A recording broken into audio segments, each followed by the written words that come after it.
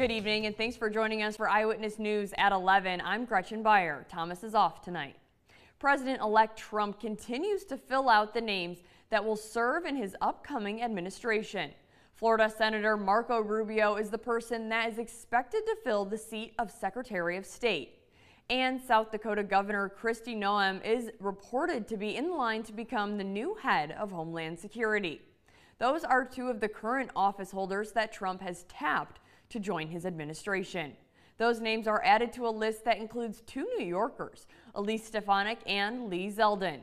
Our Albany Bureau reporter Jamie DeLine tells us more about those choices.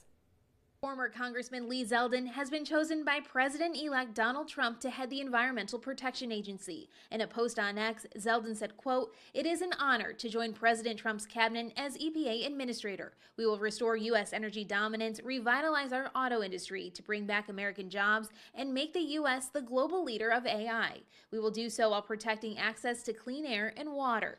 Zeldin, a Long Island Republican, ran against Governor Kathy Hochul in the last gubernatorial election and lost by a slim margin. He is the second New Yorker picked by Trump to join his new administration. North Country Congresswoman and House Republican Conference Chair Elise Stefanik was chosen to become ambassador to the United Nations. During Tuesday's press conference,